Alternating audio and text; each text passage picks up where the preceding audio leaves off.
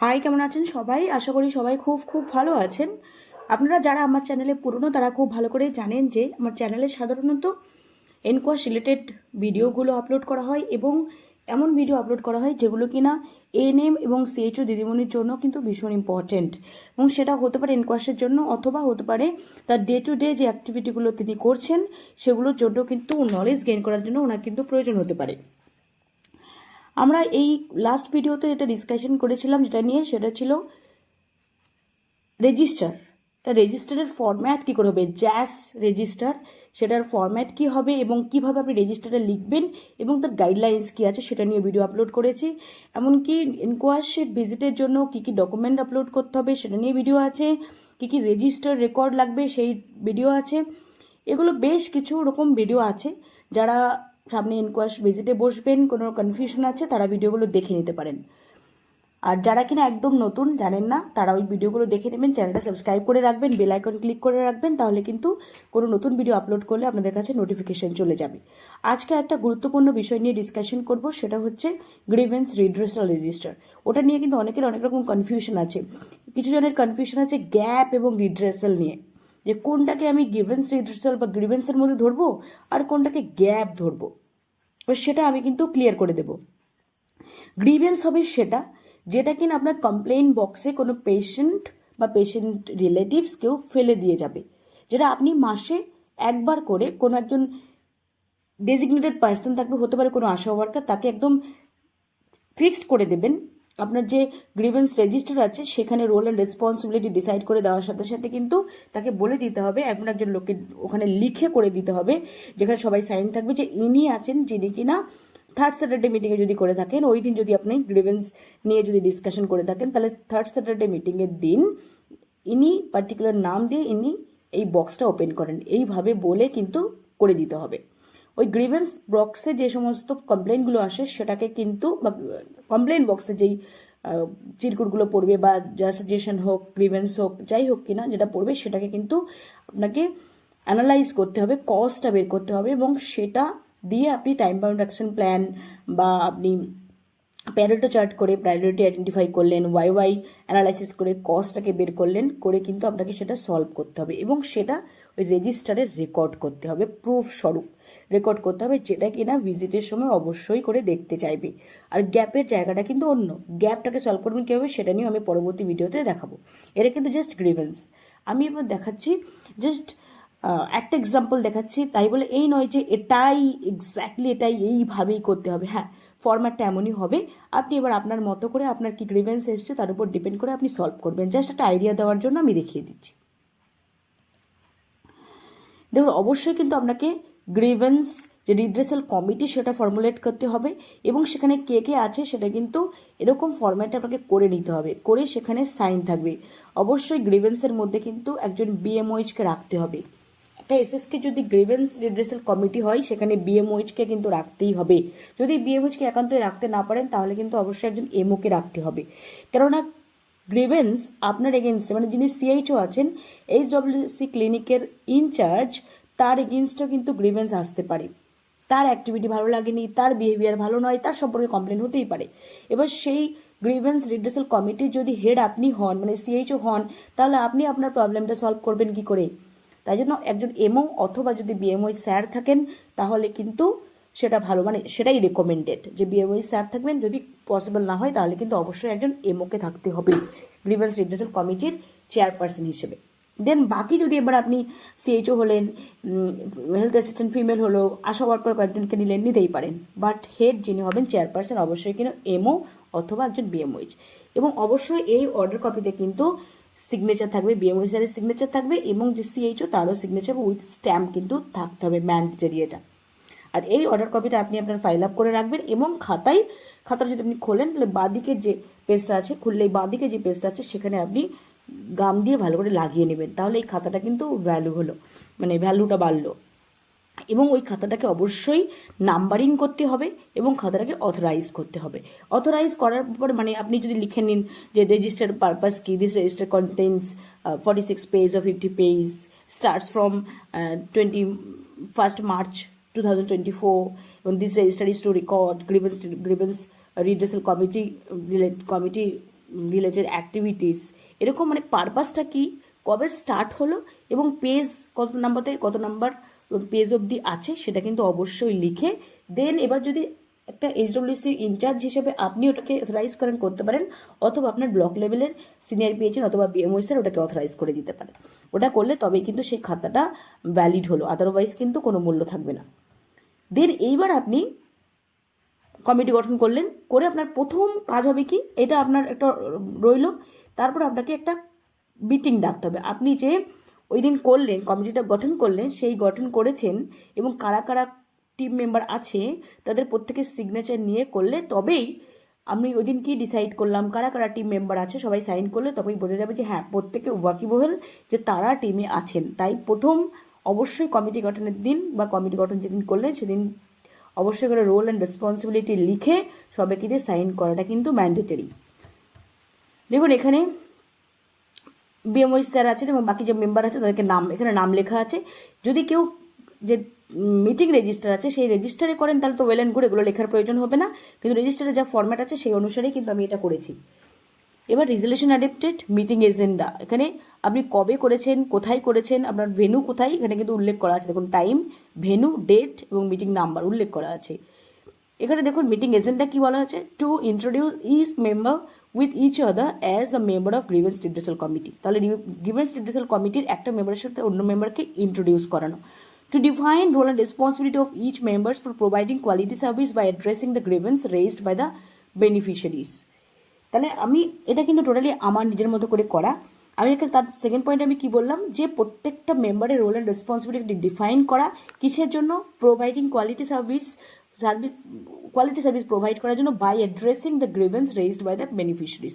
কোনো বেনিফিশিয়ারির যে গ্রিভেন্স রেইজড হয়েছে, ওদের দ্বারা যে গ্রিভেন্স রেইজড হয়েছে সেটা অ্যাড্রেস করে তাদের যাতে কোয়ালিটি সার্ভিস প্রোভাইড করা যায় সেটা করার জন্য প্রত্যেকের রোল অ্যান্ড রেসপন্সিবিলিটি কী আছে সেটাকে কিন্তু ডিফাইন করে দেওয়া। And to make members aware regarding their responsibilities and to find out the gaps and grievances from complaint box once in a month. একটা কি, প্রত্যেকটা মেম্বারকে তার রোল অ্যান্ড রেসপন্সিবিলিটি বুঝিয়ে দেওয়া এবং যে গ্রিভেন্সটা জেনারেট হয়েছে সেটা প্রতি মাসে সেটাকে ফাইন্ড আউট করা এবং সেটাকে সলভ করা। এটা কিন্তু মিটিংয়ের এজেন্ডা। মানে আমার মনে হয়েছে হ্যাঁ এই তিনটে এজেন্ডাটাই এসেনশিয়াল, আমি সেভাবে লিখেছি। আপনারা এবার নিজের মতো করে একটু চেঞ্জ করতেও পারেন, বাট মোরলেস কিন্তু ব্যাপারটা সেমই হবে। রিজলিউশনে কি বলেছে, resolution identification of role and responsibilities of মেম্বারদের রোল অ্যান্ড রেসপন্সিবিলিটি করে দেওয়া হলো। সেখানে বিএমওই স্যার ওনার রেসপন্সিবিলিটি কী হবে, ডেফিনেটলি উনি যে প্রতি মাসে থার্ড স্যাটারডে মিটিং বা যেদিন করবেন সেটা উনি জানিয়ে দেবেন যে এই দিন আমরা মিটিং কন্ডাক্ট করব এবং মিটিংয়ের টাইম এবং ভেন্যুটা উনি ইনফর্ম করবেন। এবার সেটা গ্রুপের মধ্যে পরে শেয়ার করে দেওয়া হবে। অ্যান্ড অবশ্যই করে উনি প্রত্যেকটা মেম্বারের রোল অ্যান্ড রেসপন্সিবিলিটি কী আছে সেটা উনি কিন্তু ডিসাইড করে দেবেন। আর সিএইচও হিসেবে কী আছে রেসপন্সিবিলিটি, উনি যে সিএইচও যেহেতু এইচডব্লিউসি ইনচার্জ, তাহলে কিন্তু প্রত্যেকটা মেম্বার প্রেজেন্স থাকবে কিনা, সেখানে থাকছে কিনা সেটা ইনশিওর করতে হবে, মানে যাতে তারা থাকে সেটা ব্যবস্থা করতে হবে। এবং তিনি কি করবেন, যে গ্রিভেন্সটা রেজ হয়েছে, যে গ্রিভেন্সটা উঠেছে সেটা কিন্তু টিম মেম্বারদের মধ্যে ডিসকাশন করবে এবং তাদের কাছ থেকে একটা সাজেশন নেবে যে গ্রিভেন্সটা কী করে অ্যাড্রেস করা যায়, গ্রিভেন্সটাকে সলভ কী করে করা যায়, সেটা কিন্তু সবার সাথে মিশে প্ল্যান করবে। আরেকজন বললাম আশাকর্মী, তাদেরকেও রোল অ্যান্ড রেসপন্সিবিলিটি বুঝিয়ে দিতে হবে। যেমন এখানে আমি একজন আশাকর্মীর নাম মেনশন করলাম যিনি কিনা প্রতিটা মাসে থার্ড স্যাটারডে মিটিংয়ের দিন, মিটিংয়ের আগে উনি সাজেশন বক্সটা ওপেন করবেন এবং ওখানে কী কমপ্লেন এলো সেটাকে কিন্তু সেই কমপ্লেনটাকে কালেক্ট করবেন এবং কমপ্লেন কালেক্ট করবে এবং সে মিটিংয়ের সিএইচওর কাছে সেই কমপ্লেনটা সাবমিট করবেন। আর যা অন্য যে মেম্বাররা আছে তাদের রেসপন্সিবিলিটি কী হবে, তারা অন টাইম মিটিংয়ে পার্টিসিপেট করবে এবং যে প্রবলেমটা বেরিয়েছে সেই প্রবলেমটা কী করে সলভ করা যায় সেই ব্যাপারে কিন্তু পার্টিসিপেট করবে। দেন এবার signature of members who participated, এবং এবার হচ্ছে প্রত্যেকটা মেম্বারের সিগনেচার নিতে হবে যারা কিনা পার্টিসিপেট করেছে, তবেই কিন্তু একটা মিটিং হলো। মানে প্রথম মিটিংয়ে আমি কী করলাম, যে কমিটি গঠন করলাম, প্রত্যেকটা মেম্বারকে তার রোল অ্যান্ড রেসপন্সিবিলিটি বুঝিয়ে দিলাম, আমি মিটিং এজেন্ডা লিখলাম, দেন সবাইকে নিয়ে সিগনেচার করলাম, মানে ওরা জানলো যে তাদের রোল অ্যান্ড রেসপন্সিবিলিটি কী আছে। দেন সেকেন্ড মিটিংয়ে আমাদের ডেফিনেটলি অবশ্যই উদ্দেশ্য হবে কি, তাহলে থার্ড স্যাটারডে মিটিংয়ের দিন যে আশাকর্মী ঠিক করা আছে যিনি বক্সটা খুলবেন, বক্সটা অবশ্যই লক অ্যান্ড কি হবে এবং কিটা একটা নির্দিষ্ট জায়গায় থাকবে। এবার ওই লক দিয়ে উনি খুলে এবার কমপ্লেনটা তুলে আনলেন। দেখুন আমার ক্ষেত্রে যেটা হয়েছিল, বলা আছে নিচে রোগীদের বসার জায়গায়, মানে বাইরের সাইডে যেখানে বসার জায়গা আছে, জায়গায় কোনো ফ্যান নেই প্রখর গরমে নিচে বসে থাকা খুব কষ্ট হয়। অত কষ্ট সহ্য করেও আমরা ডাক্তারের কাছে যাই, কারণ সেখানে ভালো পরিবেশ পাই। ওরা যেমনভাবে জানে সেরকমভাবে লিখেছে, বিনামূল্যে ওষুধ পাই, সেই জন্য আমরা যাই। কিন্তু প্রচণ্ড গরমে আমাদের অনেক কষ্ট হয়, বসে থাকা যায় না, তাই একটা ফ্যানের ব্যবস্থা হলে ভালো হতো, আরও অনেক শান্তি পেতাম। তাই তিনি তার নিজের মতো করে লিখেছেন, তার ডেট দিয়েছেন। কারণ এখানে কিন্তু নাম উল্লেখ করা যাবে না, কারণ নাম উল্লেখ করলে কিন্তু একটা প্রবলেম হতে পারে। হয়তো যারা হেলথ ওয়ার্কার আছে তাদের সম্বন্ধে যদি কমপ্লেন লেখে, তাহলে কিন্তু ওই রোগীর বিরুদ্ধে একটা অন্যরকম অ্যাটিটিউড আসতে পারে, বা তিনি এই কমপ্লেনটা করলেন এরকম ব্যাপার আসতে পারে বলে পেশেন্টদের কনফিডেন্সিয়ালিটি মেনটেন করার জন্য কোনো কিন্তু নাম উল্লেখ করা যাবে না, বলে দিতে হবে নাম উল্লেখ যেন না করা হয়, তাহলেই হলো। এইবার এখানে সেম রকমভাবে meeting number, date and venue লিখবে, প্রত্যেকটা মেম্বার কারা কারা আছে তাদের নাম। দেন এবার মিটিং এজেন্ডা, এইটাখানে আরেকটা পেজ দেখাই, কারণ ওটাতে পুরো ঢেকে গেছে, আমি একটা পেজ দেখাই সেম জিনিসটা। এবার হচ্ছে মিটিং নাম্বার 2, প্লেস টাইম বলা আছে, প্রত্যেকের নাম লেখা আছে। এবার এখানে মিটিং এজেন্ডা কি, to find out the grievance and address the issue with the help of all team members to provide quality service to the beneficiaries. এটা হচ্ছে মিটিং এজেন্ডা। রিজলিউশন অ্যাডাপ্টেড, এখানে কি বলেছে, the grievance that we got from suggestion boxes, গ্রিভেন্সটা লেখা হলো কি, no any fan at ground floor patient waiting area for the patients, therefore they suffer due to heat wave. তার মানে তারা সেই জন্য তারা সাফার করছে, যেহেতু কিনা ওখানে ফ্যান নেই। এবার এইটাকে আইডেন্টিফিকেশন অফ কজ, এই যে কজ অ্যানালাইসিস, সেটাকে কিন্তু আমি ওয়াই করে দেখালাম। যতক্ষণ পর্যন্ত অ্যাকুরেট কারণ পাওয়া যাবে ততক্ষণ মধ্যে ওয়াই করে কিন্তু আস করতে হবে, আরও কী কারণ থাকতে পারে, আরও কী কারণ থাকতে পারে, এই গ্রিভেন্সটা আসার আরও কী কারণ থাকতে পারে, প্রত্যেকটা মেম্বারকে আস করতে হবে, তারা একে অপরের একে একে রিজনগুলো বলবে। এখানে দেখুন এই ক্ষেত্রে যেটা বলা ছিল যে ওইখানে যে height of the ground railing, যেটা গার্ড রেলিং আছে, বাউন্ডারি রেলিং যেটা, সেটা অনেকটা নিচু থাকার জন্য chance of theft is more, that's why ওখানে কোনো ফ্যান ইনস্টল করা হয়নি। আরেকটা কথা যেটা বেরিয়ে এলো, যে ডিউরিং কনস্ট্রাকশন ওক্ষেত্রে কনস্ট্রাক্টরকে রিকোয়েস্ট করা হয়েছিল যাতে এখানে লেগটা উঁচু করে দেওয়া হয়, বাট সেটা করা যায়নি বলে ফ্যান লাগানোটা রিস্কি হয়ে গেছে। আরেকটা কি, যে এক্সট্রা ফ্যান আছে পেশেন্টদের জন্য, বাট সেটা যেহেতু টু হেভি, অনেক বড় ফ্যান, ওটা ওইখানে এনে সেট করাটা ডিফিকাল্ট। আরেকটা কি রিজন ছিল, যে ওইখানে ইলেকট্রিক্যাল যে বোর্ড সেটা ইনস্টল করা নেই, দ্যাটস ওয়াই যে ফ্যান ওখানে নিয়ে আসলেও কর্ড নেই বলে ওটা প্লাগ করবে কিসে, ফলে কারেন্টের কানেকশান পাওয়া যাবে না বলে ওটা করা যায়নি। আর কি আছে, আরেকটা কারণ কি, কোনো পার্সন, কোনো স্টাফ একদম ফিক্সড রেসপন্সিবল কোনো ডেজিগনেটেড কোনো স্টাফকে ইনভলভ করা হয়নি, দেয়ারফর যে কে ওটাকে করবে তারা কেউ বদার করছে না, যে পেশেন্ট ওখানে সাফার করছে, ফ্যানটা নিয়ে যেতে হবে সেটা নিয়ে কেউ বদার করছে না। তারপরে এতগুলো রিজন কিন্তু বেরিয়ে চলে এলো যে এতগুলো কারণের জন্য ওটা করা যায়নি। এবার টাইম বাউন্ড অ্যাকশন প্ল্যান, মানে ওয়াই অ্যানালাইসিস করে আমরা কজটা আইডেন্টিফাই করলাম, এবার টাইম বাউন্ড অ্যাকশন প্ল্যান হবে কারেকশনের জন্য। এবার কারেক্টিভ অ্যাকশনস টু টেক কি বলছে, stand fan that is preserve for the patients need to set that one to the patient area, একটা এটা কারেক্টিভ অ্যাকশনস টু টেক, এটা করে নিতে হবে। এবং যেহেতু ওখানে ইলেকট্রিকের কোনো প্ল্যাগ নেই, কোনো বোর্ড নেই, তাহলে কী হতো, one electric board should be install there immediately, এটা করতে হবে। কেননা এটাই হচ্ছে রিজন যেটা কিনা আমরা ইমিডিয়েট ওটাকে সলভ করতে পারি। তাহলে এই দুটো আমি তুলে ধরলাম। এখানে পার্সন রেসপন্সিবল এনএম অথবা সিএইচও, আর ডেট অ্যাকশন টু বিগিন, কবে থেকে শুরু করবে, যেহেতু আমরা মিটিংটা করেছি 20 তারিখে, এই 20 তারিখে যেহেতু মিটিংটা করেছি আমরা 20 তারিখ থেকেই আমাদের শুরু হবে কাজ করা, যে ওটা আমাকে সলভ করতে হবে। আর date to complete or close on, কী বলেছে, ডেট কমপ্লিটকে আমি 1 মাসের দিলাম, আমি পরের মাসে 3rd স্যাটারডে মিটিং যেদিন হবে তাহলে সেই ডেটটা বসাবো, যে এই দিনের মধ্যে আমাকে প্রবলেমটা সলভ করতে হবে। দেন কোন দিন সলভ হলো সেটা আমি এখানে বসাবো। দেন আরেকটা কী ছিল, ইলেকট্রিক বোর্ডটা ইনস্টল করা, ওটাও দরকার এর পার্ট হিসেবে, সেটা রেসপন্সিবলকে সিএইচও, এবং সেটা অ্যাকশনটা শুরু হবে কবে, সেই দিন থেকে শুরু করতে হবে। আর শেষ ডেটটা পরের 3rd স্যাটারডে মিটিংয়ের ডেটটা আমি দিয়ে দিলাম, এবং কবে ক্লোজ হলো দিলাম। তাহলে ইলেকট্রিক বোর্ডটা আগে লাগাতে হবে, দেন না ওই স্ট্যান্ড ফ্যানটা করবো। তাহলে ইলেকট্রিক বোর্ডটা আগে লাগানো 24/4 দিলাম, আর স্ট্যান্ড ফ্যানটা কবে হলো দিলাম, দিয়ে ওটাকে কী করলাম, তাহলে এটা ক্লোজ হয়ে গেল, আর কিন্তু ওটা পড়ে নেই, আমার কাজটা কমপ্লিট, ডান। এবার signature of all the participants, এবার বাড়ির যে পার্টিসিপেন্টসের দিন ছিল তারা সিগনেচার করবে, গেল। এটা কিন্তু আমাদের কন্টিনিউ করে যেতে হবে। পরের মাসে হতে পারে যে আমার কোনো গ্রিভেন্স আসেনি, বাট পরের মাসেও করতে হবে, যাতে গ্রিভেন্স না আসে, তাহলে সেই মাসে গ্রিভেন্স আসেনি, তাহলে আমরা পরিষেবা ভালো দিয়েছি, আমাদের ডিসকাশন করে যেতে হবে, আমাদের যে হয়নি সেটাও আমাদের ডিসকাশন করতে হবে। তাহলে পরের মাসে রেজলিউশন কি update, reviewing of pending agenda, যদি পেন্ডিং যে এজেন্ডাটা সেটাকে রিভিউ করব, যে সেটা আমি প্ল্যান করেছিলাম সেটা কতটা সাকসেসফুল হলো, এখন পেশেন্টরা কী বলছে, তোমরা সেটা নিয়ে আমরা রিভিউ করবো, এবং finding out the grievance and make time bound action plan as per cause. কোনো যদি গ্রিভেন্স আসে সেটাকে গ্রিভেন্সটাকে ফাইন্ড আউট করবো এবং টাইম বাউন্ড অ্যাকশন প্ল্যান করে আমি সেটাকে অ্যানালাইজ করবো বা সলভ করার চেষ্টা করবো। And identifying the role and responsibility of all members, এটা এজেন্ডা। রেজলিউশন কী হলো, the issue that raised on previous meeting has been solved and finally closed on 26 April 2024। আমি লিখে দিলাম যে আমি পেন্ডিং এজেন্ডা আমার যেটা ছিল সেটা সলভ হয়ে গেছে, 1 তারিখে ক্লোজ হয়ে গেছে। এবং এবার এই মাসে কী হচ্ছে, কোনো কমপ্লেন বা কিছু কিন্তু আমাদের জমা পড়েনি, সেটাই আমি লিখলাম। একটা মিটিং কন্ডাক্ট করলাম, করে নিয়ে আমি যে পার্টিসিপেন্টস আছে তারা সিগনেচার করে দিন। পরের যে মিটিংটা, সেই পরের মিটিংটা নিয়ে আমরা পরের মাসে আবার মিটিং করব, সেইখানে আবার যদি কিছু যদি আইডেন্টিফাই হয় সেটা আমি আবার দেখে নেবো। এটা পরেরটা হচ্ছে এটা, পরের মাসে 15/6 একটা গ্রিভেন্স এসছে কি, সুগারের ওষুধ 1 মাসের কম দেয় বলে মাসে 2বার করে আসতে হয়, যদি 1 মাসের ওষুধ একসাথে দিত তাহলে আমাদের ভালো হতো। এটা একটা গ্রিভেন্স এসছে, সেই গ্রিভেন্সটা আমরা কিন্তু এবার সলভ করব।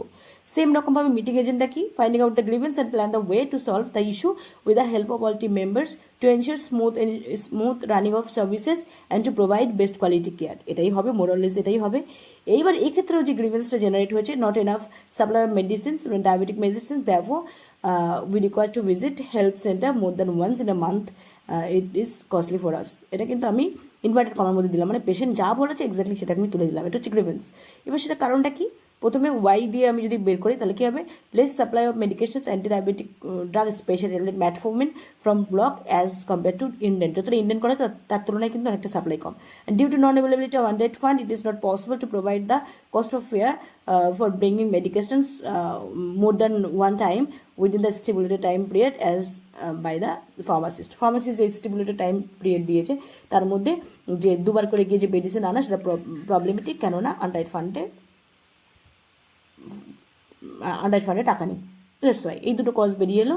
এবার সেখানে আমরা কি করলাম, কারেক্টিভ অ্যাকশনস নিলাম কি, ensure supply of sufficient medicines from block, এটাকে এনশিওর করতে হবে 1 নম্বর। তাহলে যদি এনশিওর করি তাহলেই হয়ে গেল। রেসপন্সিবল পার্সনকে BMOH date action to begin, যেদিন প্রবলেমটা আমি পেলাম সেদিন থেকে অ্যাকশন শুরু হবে, যেদিন মিটিংটা করলাম সেদিন থেকে অ্যাকশন শুরু হবে। দেন ডেট টু কমপ্লিট, পরের মাসে যেদিন মিটিং করবো তার সাথে মিটিং, সেদিন হচ্ছে এত দিনের মধ্যে আমি কমপ্লিট করলাম, না 1 মাস টাইম দিলাম। তাহলে স্ট্যাটাস অ্যান্ড ক্লোজার 30/6 কিন্তু ক্লোজ হয়েছে, যেটা টেম্পোরারি ক্লোজার।